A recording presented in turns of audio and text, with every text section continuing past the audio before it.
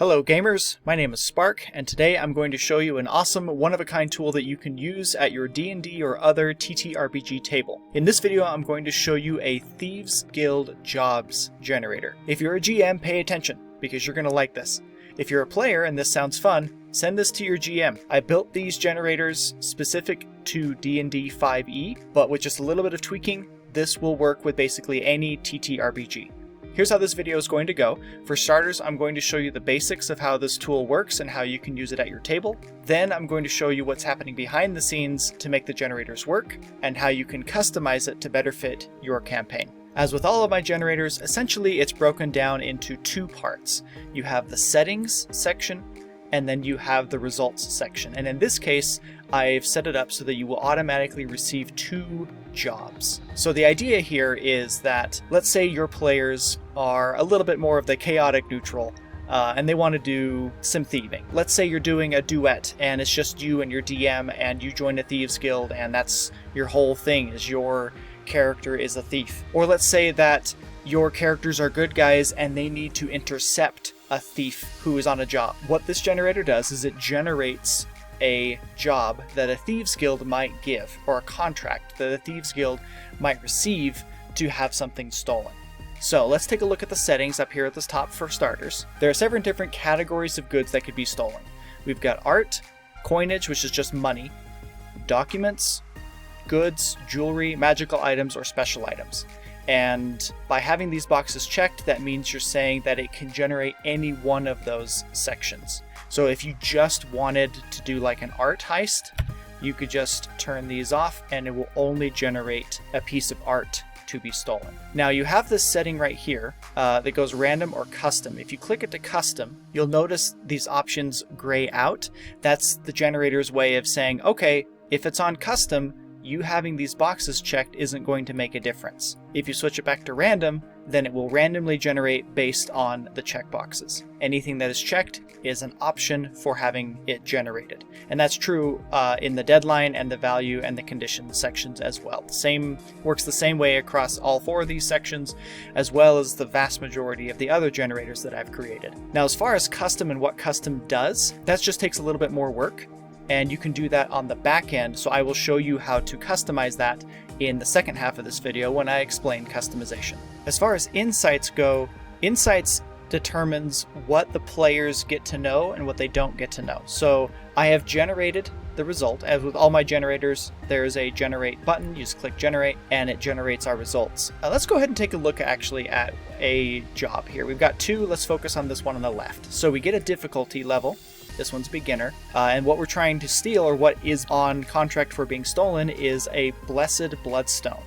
Bloodstone is a type of gem, so this is a holy gemstone, or it's been blessed by some sort of deity, or maybe it's received cult-like status, maybe it's a sacred artifact. As the GM, you get to interpret whatever this might be, right? But a blessed bloodstone gets you started. We get to see some of the details of the contract. Take nothing else, right? Whoever we're stealing this from, don't take anything else, only take that item.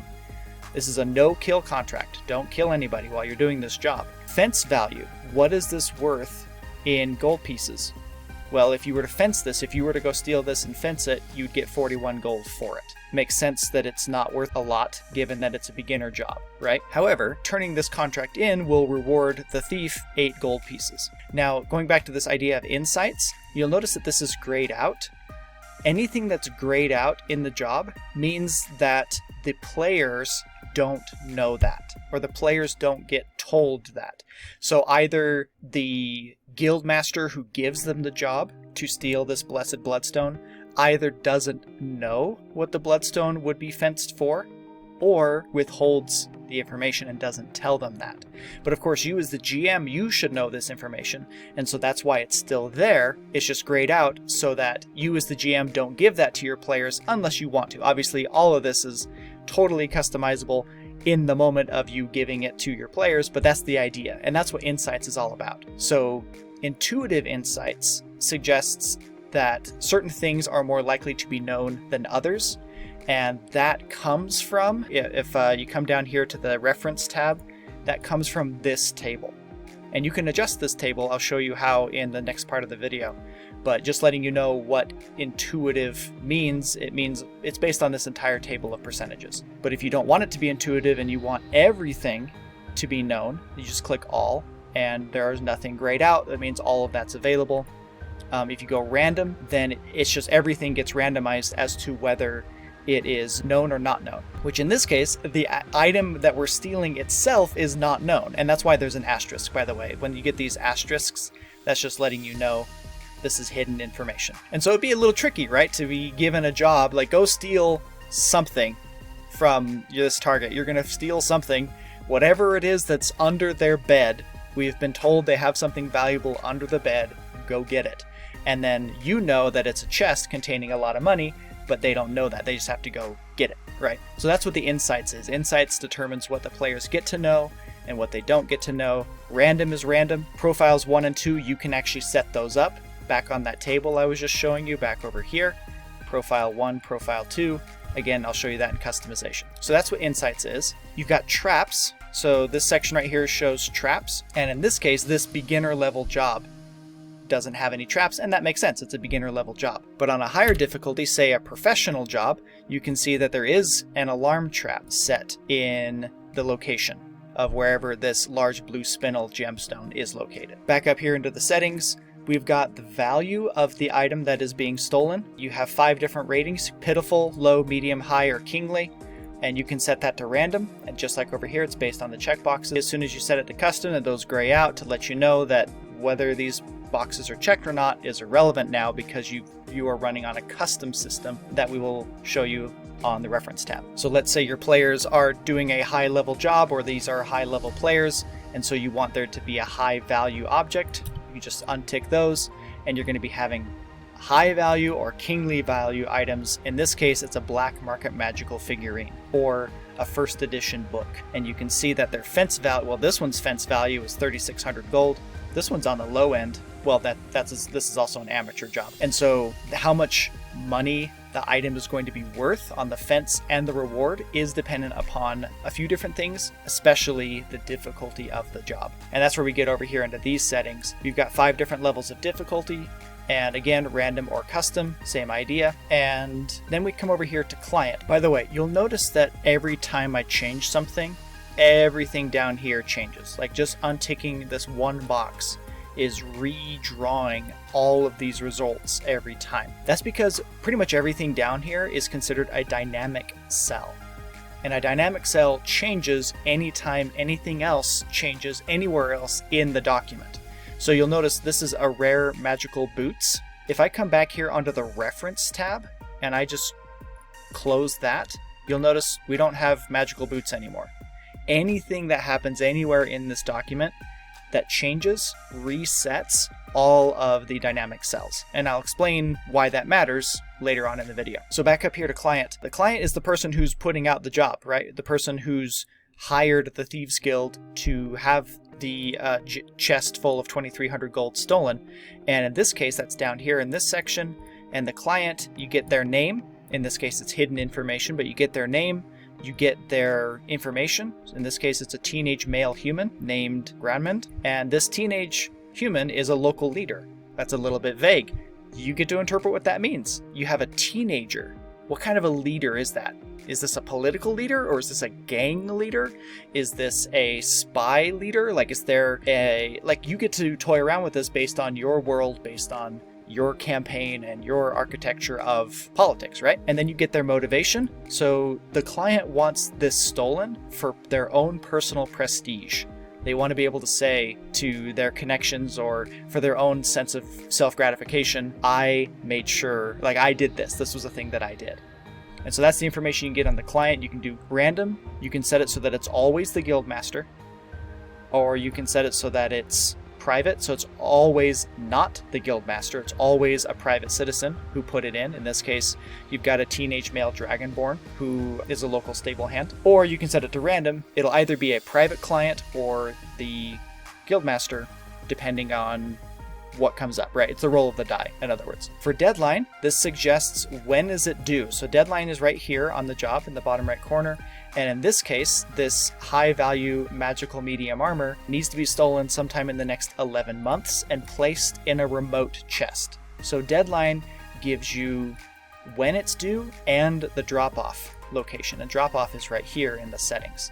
So you can decide, again, random or custom, same idea. And if you set it to random and you want it to be due in just a couple days, just turn off weeks and months and it'll tell you it's due in 6 days or 12 days or 18 days or whatever. But if you want to give them more time, you can turn those off. You get the idea at this point. So that's how long until it's due, and then where's the drop off. And you can have it be custom, and custom again is customizable. I'll talk about that later. You can have it always drop off to a person. In this case, deliver to Whisper Reaper at a faraway warehouse. And then you as a GM get to come up with who is Whisper Reaper, where is the warehouse? It's far away. How far away is far away? You can have it be always a location, such as place in a faraway shrine, or it can be random. So it'll either be a person or a location. In this case, right, it's a location. In this case, it's a person. And we put the person's names in quotation marks because that's probably, right, if they're the drop-off point for this stolen good, they're probably using an alias. Windblade is their cover name, their code name, if you will, for this job. So we've got our last two settings over here. We've got conditions and lethality, and that's going to be for these 4 sections right here. Is the job precision based? If you go over to the reference tab under conditions, you'll see that I have kind of definitions for each of those 4. So if it's precision, then that means take nothing else. So you can see that in this case, for this exotic saddle, take nothing else. So they only want you to take that. If you turn that off, then it's always going to generate everything's fair game. We definitely want you to take this, that's your job, but you can take anything else that you want to, right? That's where it's not a precise contract, but if the check box is checked, then it could be precision, it could not be, right? It's random, that's the whole point. But leaving the box checked means that it could be generated, not that it absolutely will be. Light touch means no extra high value items. You can see that, right? Light touch, no extra high value items. So you're gonna steal their magical hat, and then if you want to, pick up their coin purse or something, the non-expensive stuff, sure, but nothing super expensive. Fair game has to do with whether you can kill people or not. In this case, this magical hat is a kill-friendly contract. If you need to kill somebody to get to that hat, do it. But if you turn that off, it'll always be a no-kill contract. And then full raid has to do with, can you take everything? And every now and then you'll get a job that says, let's see, that says take everything you can. So not only is this the main prize that they want you to go for, but they also want you to take everything you can carry. Do a full raid of this person. So having looked at all of the settings, we can now look at any of these results. The one area that we kind of skipped over was transport and location. There's 2 different ideas here regarding the item that is needing to be stolen, right?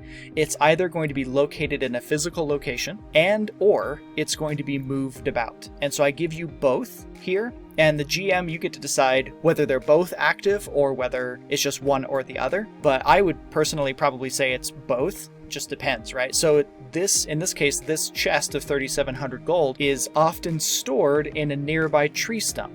So whoever owns this chest, they don't even keep it on their property, or they don't keep it in their home, they keep it in a tree stump. But it's in an overt safe, which in this case means it's in a tree stump, but if you poke your head down into that tree stump, you're going to see this safe and it's obvious. That's what that means in this case. That's how I would interpret that. But over here, this tells us, yeah, but it is very rarely in transit via a teenage male human courier or carrier. So this tells you that occasionally this chest is moved around. The carrier's name is Joseph.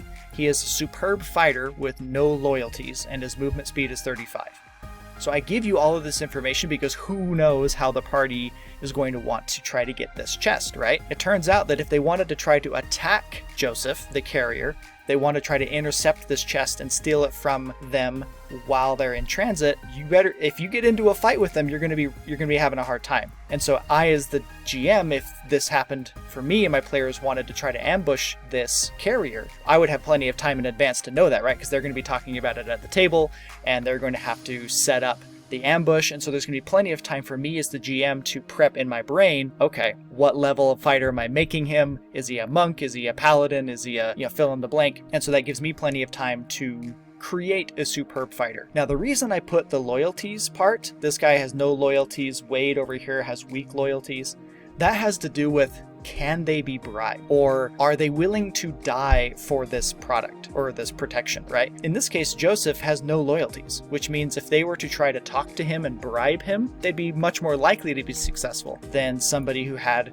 really stringent or strong loyalties. Joseph's much more likely to run away and leave the chest behind than somebody who had strong loyalties. I also tell you what they're armed with. In this case, they're both armed with normal defenses. If I cycle it around a little bit, in this case, Carrie is armed with a rope of entanglement. So every now and then, a magical item will be generated with the defender, with the carrier, and so that gives them something that they can loot off of the carrier if they, kill or disable him, but also it gives the carrier something that they can use in defending the product. And then lastly, we get down here, they're escorts. So in this case, Carrie is not being escorted. When he transits this ugly codpiece around, he does it by himself. He goes for the more subtle carrier type of idea, right? Whereas over here, the avant-garde magical boots, Trustin has 11 escorts, but they're covert. If I was the GM and my players wanted to go, rob this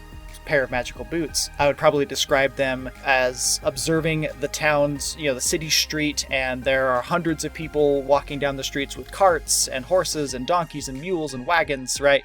And you're looking for somebody who's carrying something relatively small, but you're looking for an elderly male dwarf. And so now we're making perception checks, right? Now we're making investigation checks. Now we're setting up communication networks. Our players are setting up communication networks with each other, right? But they're looking for somebody who's an elderly male dwarf. But given that this is not grayed out right here, the players also know that he is going to have an escort and they're going to be hidden. So in this street full of people, you're looking for an elderly male dwarf and about a dozen other people who are going to be walking relatively near and relatively in the same direction, which on a busy street, good luck, right? And so that adds a lot of depth to this heist that might be occurring in the streets of the city, as opposed to if they wanted to go steal these magical boots that's stored in a distant temple. And it's almost always stored in a distant temple.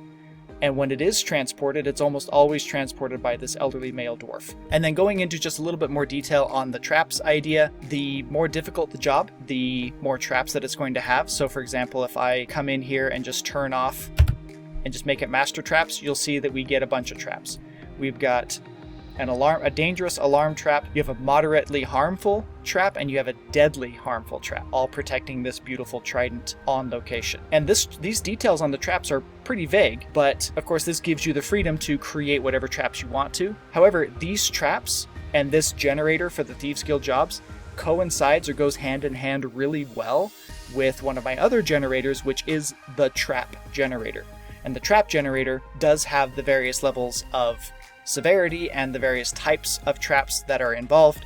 So you could, if you got that trap generator as well, and you had this Thieves Guild generator going at the same time, then you could generate the job.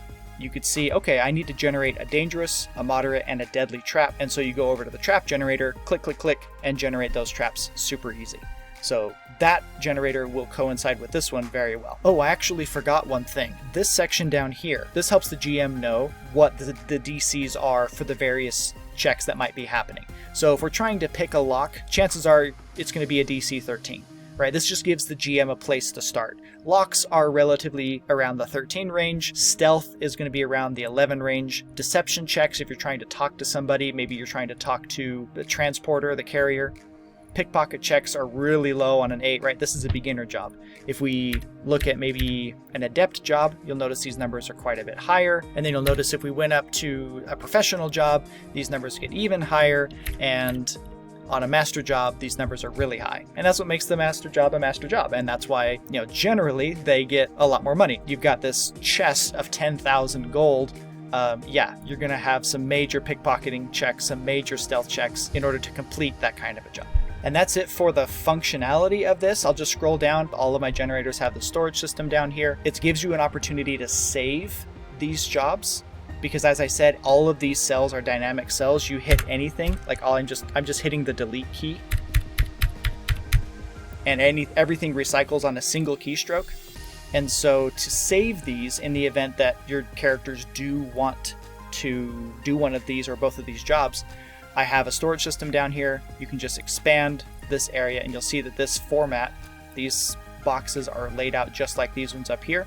And so you can copy, and then you're going to want to go paste special values only. And there you go.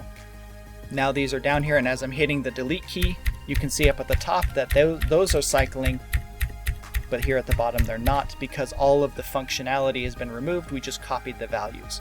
And so now you can minimize that, and now you have those jobs stored and available, and you can shut down the generator without fear of ever having to lose or ever being afraid of losing the jobs that you generated. And then you can come in here and make notes all you want to about what the job is, and just to remind yourself like who gave it, when was it given, any of those kinds of details that you want to for your own reference. And those will be made available to you there. And so you have your 6 stacks where you can save up to 16 different thieves jobs. And I do give you this little token system right here to let you know which stacks have openings. So this tells you stack 1 has 0 openings. It's because they're both in there, right? If we deleted one of them, just highlight that area, press delete.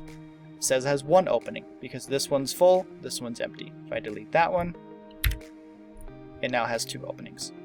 So there's your storage system, and that's it. That's the end of the basics. You now know how to use this Thieves Guild jobs generator. This isn't my only generator, right? I have dozens that I'm sure you'll find exciting. This table that you see on screen now shows all the generators I've created, and which of them at the time of publishing this video have video tutorials like this one. All my random generators are available for purchase on buymeacoffee.com. for just a couple bucks. Links are in the description. If you're enjoying this video, now would be a great time to share it with other gamers. Please hit the like and subscribe buttons. It really helps me out. Now let's get into the customization. It's customization that sets my random generators apart from all the others. If you're a widely experienced GM, this probably isn't your first random generator you've toyed around with, but it will probably be your last. No other tool has allowed you to customize the code and master lists so that you can personally craft your own spectrum of results. As we were going through this generator and you saw all these times that you can click on custom and all the times I told you, yeah, we can get into that in the second half of the video. Now we're gonna do that. I'm gonna show you how you can further customize this generator so that you can produce the exact types of jobs that you want your players to be completing. If you look down here, every one of my generators has a reference tab. And so if we click on the reference tab, you'll see we have various sections that affect the functionality of the generator. And so if we open up items, this is where you can put in the items that are available for being stolen, right? And you'll notice that they're broken down into the exact same categories as we see up here. The 7 categories of the item type are now here in these areas. And so we have a column for adjectives, and we have a column for the item itself. And it will just randomly select one item from this column and one item from this column. For example, if we were to just do an art, you see we have a precious ewer. We come back here, precious is right there, and then ewer right there. So it randomly selected this one and it paired it up with randomly selecting that one, and that gave us a precious ewer. So that's for art, and the same thing works for the goods, the jewelry, the magic items, the special items. Documents, we didn't do the adjectives, we just did the item itself, so that's there. The cool thing is you can come in and add anything you want to down in here. You will come up with some cool new adjectives, you want to add them to your list, you can just type them in, just right there. You come up with cool new art items you want stolen, you can add them in right there. You can do that with any of these sections, all the way across from special item to art. Just add anything you want to in these lists and they can randomly generate. And if you don't want something in the list, like if you don't like the term blessed in your magical item list, you can just delete that and it will no longer be generated. However, do not leave a blank in the middle of a list like this. If you do decide to delete something that you don't want there anymore, what I would suggest you do is you right click, delete cell, shift up. And now there's no blank there, and now it will never generate that empty spot in your sentence. As far as coinage goes, if you're trying to steal money, you can see we have this is just a ran between table. When money is being stolen, let's take a look at that really quick. If we click generate, we get this job to steal this chest that has 1,054 gold in it. So if we look back over at this table, the highest ran between is 500 to 1,000. You randomly generate a number between 500 and 1,000. So why is this showing 1,054? Well, then we can scroll over to the right and we can open up the value section. And we can see it does depend on the value of the job at hand. And so we get these multipliers over here. This modifier is applied to the value of the item based on the value level selected or generated. So given that this is a high value job that just got generated over here, we're going to take the randomly generated number between 500 and 1,000, and we're going to multiply it by 5. Because that's what these numbers are. These are multipliers. So that's where that number comes from. You're going to take the randomly generated number between 5 and 1,000, and you're going to multiply it by 5. But that isn't even the total value either, because also we're going to add a modifier to it based upon the difficulty of the job. In this case, it's an amateur job. So we're taking that number and we're multiplying it by 0.75. So how did we end up with 1,054? We had a random number generated between 500 and 1,000. We multiplied it by 5 because it was a high value job, but it was an amateur job, so we multiplied it again by 0.75, and that's how we ended up with 1054. You don't need to know all of that to use this generator, but any of these are adjustable. Any of these figures I just said. So you can change the minimum and the maximum value. You can type in anything you want to in these numbers. Just make sure that the minimum is always lower than the maximum. You can change the modifier, change it to whatever you want, right? It can be a decimal as well. Just understand anything lower than 1 is going to be reducing its value.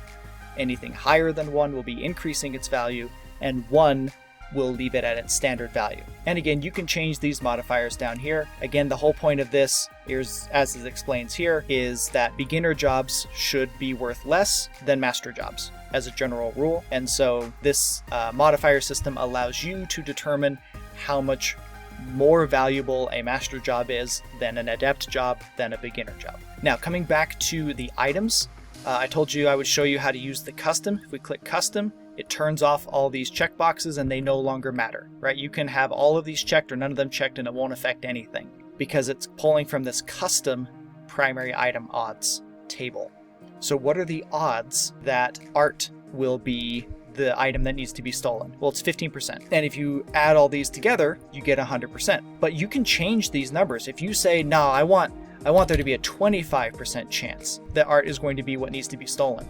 Okay, well, the problem with that now is you're at 110%, so let's remove the documents down to 5%, and now we're back down to 100, and now it'll generate based on these odds, and not at all based on these check boxes. So this is where you can adjust the odds of any one of these 7 types of items being generated. You can ignore this, don't change anything here, that's just to make sure the system works. Let's see, over here in the value section, this is a table that lets you adjust the likelihood of a purse or a chest being a pitiful value, low, medium, high, or kingly values. And so you can see it's much more likely to get low, medium, or high than it is to get pitiful or kingly. But if you want to increase the odds of getting a kingly amount of gold in a job, then you can just change the percentages. Again, make sure they all add up to 100%. You can change the denomination. If you want your jobs to be in silver or copper, you can just select silver, and then anything over here will be in silver pieces instead of gold pieces. And if you wanted to do platinum, it'd be really easy. All you'd have to do is come up, just click on that cell, come to data, validation, and add with a comma PP, click save, and then now PP is in the list. That's your platinum pieces, and now you see that platinum shows up in the list as well. So you could do that really easy. That's it for the value section. If we go to location, same thing as before with the item section. Where are things being dropped off and how often are they being transported, and all these things, all these lists that you see in here, you can add to or remove from however you want. This box right here shows you the sentence structure. So very rarely, because that's the frequency, stored in a or an proximity, nearby or distant or secret, residence, warehouse. Now the reason residence is in here 3 times is that increases the odds of it being selected, because the function, the formula, is just going to randomly select something from this list. And so I put in residence 3 times to increase the likelihood of the residents being a resulting selection. Again, you can add or remove anything from these lists. Transportation, again, here's your sentence structure. Here are the lists for that. You can ignore this section down here. And this is where you can set the likelihood of race. Your world may have some races and it may not have others, so this is where you would come in and customize. Well, we don't have half-orcs in my world. Okay, we'll just delete that. These are the dominant races, these are the minority races, if you care about that at all. And then this is where you set the odds of the minority race. So, for example, if we come back here, we can see that our client here is a Goliath. Well, Goliath is a minority race, which means there was only a 25% chance that this client could be a Goliath. 75% of the time, it's going to be a member of the dominant race. 25% of the time, it'll randomly select from the minority races. If you don't like dominance and minority groups, you can just set this to 50-50. You can just set that to 50%, and then the odds are equal either way. Let's take a look at how to complete, right? So this is custom deadline range. Same idea as before. So come over here to deadline, we click it to custom. It starts to pull from this table. So there's a 55% chance that it will be due in weeks, 25% chance it'll be due in days, 25% chance it'll be due in months. That equals 100%. You can change those odds if you want to. If you go back here and click it to random, then it'll be 33%, 33%, 33%. These odds will be equal based upon how many boxes are checked. And then the number of, like, how many, like the fact that this says 18 months, where does the number 18 come from? It's a randomly generated number between 2 and 20. So you can change these numbers too. Just make sure that this number is always lower than that number. This section over here is the drop-off part. Are we dropping off to a person or to a location? Person is right here, location is right here. Here are the sentence structures for both of those. And again, your lists you can add down to infinity. This is where you set the odds of the drop-off point being a person rather than a location if you set drop-off to custom. So if you set drop-off to custom, there will be a 30% chance that you're dropping off to a person, and therefore a 70% chance that you're dropping off to a location. And that's what custom does right here. So if you want it to 90% of the time the drop-off is to a person, then just put in 90%. And it'll generate a person 90% of the time. This table over here has to do with reward and payment. And if we look back at the generator, we can see our fenced value for this portable RAM is 13 gold, but if we turn it in, we're only going to get a 3 gold reward for it. Where does that discrepancy come from? It comes from this table right here in the completion section. So value percentage reward, this is the reward. So the value percentage reward based on difficulty. It'll be anywhere between 10 to 15% if it's a beginner, and that's what this is. So in this case, 3 gold is a percentage anywhere between 10 to 15% of 13 gold, and that's how that was generated. If it's a master job, then the reward will be anywhere between 35 to 40% of the item's value. So here we go. So this is a magical crown that would be fenced for 7,700. We will get 2,700 as a reward for turning in that good. And so that's where you set those percentages. If you want to change these percentages, you absolutely can. Again, make sure the minimum is always less than the maximum. Under the client section, as always, this is where you can adjust the lists. You've got a whole list of male names, you've got a whole list of female names, you've got a whole list of careers, eagle, teenage male centaur, a local headsman. Where does that information come from? Well, you've got the names here, you've got their job, headsman is in this list, and the fact that it's local has to do with this percentage. Odds of client being local, 75%.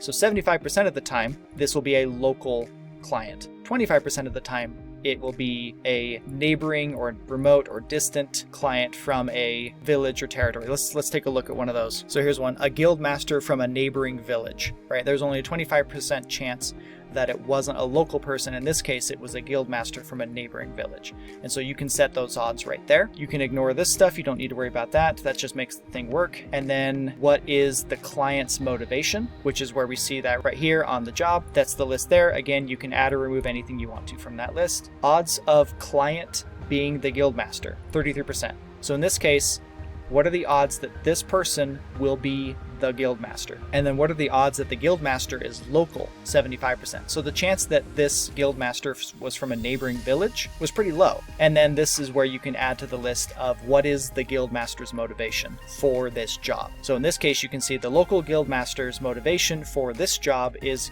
guild funding. In the conditions section, again, you've got the odds table correlating with this part of the settings. Again, if you click it to custom, what are the odds that it's a take nothing else job? What are the odds that everything's fair game? What are the odds that there's no extra high value items allowed to be stolen? Or what are the odds that it's a take everything you can job? You can set those odds there. What are the odds that it's a no kill contract if you set lethality to custom? If you want it to be, there's only a 10% chance of it not being kill friendly, you just put in 10%. And again, there's no settings here. This is just to remind you of what these terms mean right here. And our last settings section is that table that I showed you earlier on. This is where you get to affect the odds of things being hidden or revealed to the players. So again, insights right now is set to intuitive, and that is what this section of the table is. So intuitive suggests that the harder the jobs, the less information. And that's what makes them harder, right? The fact that a job is a master job probably means that the thief doesn't get to know as much information. And so if you go down this column, you'll see that there's only a 5% chance that the thief will get to know the carrier's name. And so if we look over here, we can see, sure enough, we don't know the carrier's name. There's only a 2% chance that they know the carrier's defenses. Oh, well, how about that? There was a 2% chance that they learned their defenses and they actually got to know the defenses. That's pretty rare. But compare that to the beginner section where the percentages are a lot higher, and that's what makes it an easier job. We have more information on it. Somebody who's less skilled would be more likely to be successful. So that's what the intuitive section is. You can set your own percentages without having, like, you can leave intuitive alone and you can have your own profiles. And so you can change the percentages in these columns however you want to. And then when you come back over here to your insights, you can just select profile 1 and it will now pull from this set of data instead of from the intuitive set of data. So you've got profile 1 and 2. And this is just the results column based upon the settings. You don't need to don't change anything in here. These are all functions and stuff, so don't change anything in those. But you can change all of these numbers. Just make sure that they are percentages between 0 and 100%. All right, everybody, that's it. That's the Thieves Guild Jobs Generator. Thank you so much for watching. I have dozens of other generators, so be sure to check them out here on YouTube or on buymeacoffee.com. Please like and subscribe if you enjoyed this video, and happy gaming.